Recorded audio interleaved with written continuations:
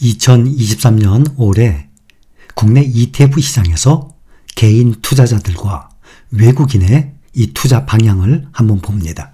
올해 ETF 시장에서 개인은 국내 2차전지와 금리, 채권형 종목에 주로 투자를 한 반면에 외국인은 중국 전기차를 포함해서 국내외 기술주 중심 종목을 쓸어 담은 것으로 나타났습니다.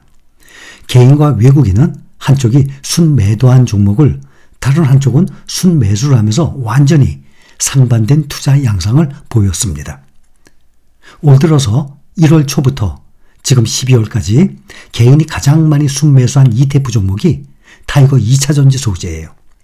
이 기간 순매수 규모가 6,957억 원에 달했습니다. 올해 개인이 코스피와 코스닥 시장에서 약 6조 원어치를 매도를 했는데 2차전지 관련주들은 20조가 넘게 매수했습니다. 삼성전자 조금 올랐죠? 오르니까 기다렸다가 삼성전자를 매도한 자금들이 거의 다 모두 2차전지 관련주에 몰렸습니다.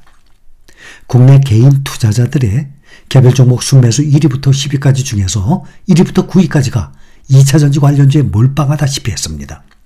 개인은 불안한 장세에 투자금을 넣어두는 용도의 이 금리 추종형, 매달 배당 수익까지 챙길 수 있는 배당형과 장기 채권 투자 종목에도 몰렸습니다.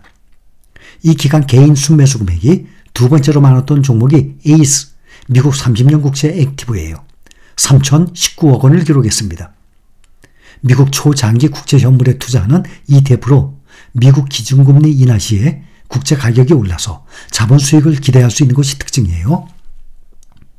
이 기간 개인들이 2,622억 원어치를 순매수한 코덱스 CD금리 액티브, 소울 미국 배당 다우존스, 타이거 미국 배당 7% 프리미엄 다우존스 등의 개인이 가장 많이 사들인 ETF 10종, 10종 가운데 금리, 채권, 배당형이 7개나 포함됐습니다.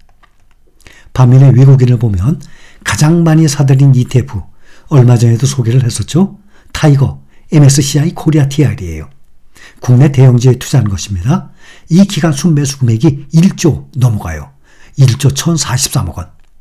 삼성전자 비중이 31.77%, 그 다음 SK하이닉스 6.55%, 삼성전자 우선주 4.35%, 이런 식으로 국내 대형주에 투자를 하는 것입니다.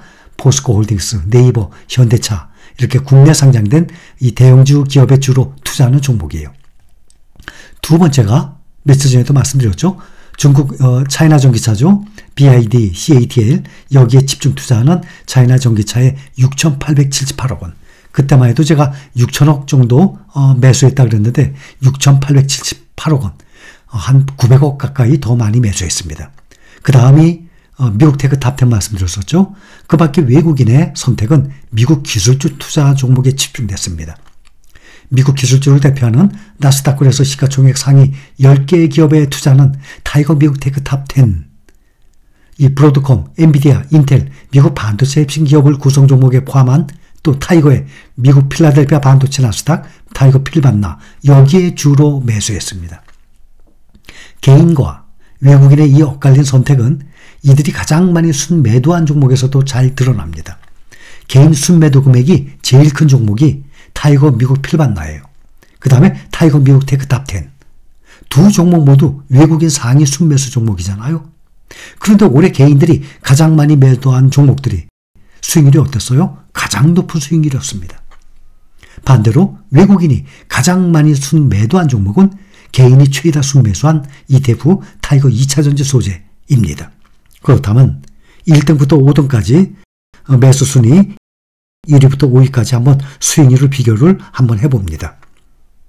타이거 2차전지 소재 가장 매수 많이 했죠. 올 1월부터 12월까지인데 도중에 1월 초에 작년에 이렇게 상장된 게 아니라 상장된 지 몇 달 안 된 것도 있습니다. 그거 다 참고해서 보시기 바랍니다. 타이거 2차전지 소재 마이너스 12%. 한창 개별 종목들이 상당히 높게 주가가 올라갔을 때 상장했기 때문에 지금 마이너스죠. 또 에이스 미국 30년 국채 액티브 마이너스 7%, 코덱스 CD금리 액티브 플러스 2%, 소울 미국 배당 다우존스 플러스 1%, 타이거 미국 배당 다우존스 플러스 6%. 미국 배당 이 다우존스 소울이나 타이거 보면 연 배당 약 4% 정도가 있어요. 그거를 계산을 한다 그래도 현재 평균 마이너스 2% 나와요. 4%의 배당까지 계산한다 그래도 플러스 2% 정도가 채 안 될 정도입니다. 그래서 주로 이 배당이나 이 국채 이런 데다가 투자를 한 거 아닙니까? 반면에 외국인들이 투자한 종목 보면 타이거 MSCI 코리아 제일 많이 매수했어요. 플러스 26%. 그 다음에 우리도 많이 투자했죠. 타이거 차이나 전기차 이거 하나만 의외로 많이 떨어졌죠. 33%. 미국 테크 탑10 84%, 필반나 71%, 미국 S&P 500이 26%. 그래서 올해 외국인들이 투자한 종목들은 평균 35%의 수익률이에요. 그런데 국내 개인 투자자들이 투자한 ETF 보면 마이너스 2% 나와요. 여기에 배당까지 생각한다 그러면 제로 정도 나올 것입니다. 아주 큰 차이가 나요. 그렇다면 외국인과 우리 실린가족 여러분들이 투자한 거를 비교를 해본다면 가장 많이 매수한 타이거 MSCI 코리아 TR 이걸 빼야죠.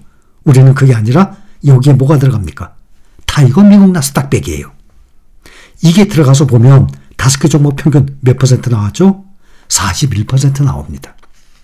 그렇다면 개인 투자자 또 외국인 우리 실린가족 여러분 이렇게 세 부류로 파트로 나눠서 보면 여러분들은 평균 5개 종목의 수익률입니다. 41% 상승. 외국인들은 35% 상승. 또 국내 개인 투자자들은 마이너스 2%인데 배당까지 생각을 해서 거의 제로 아니면 1% 상승.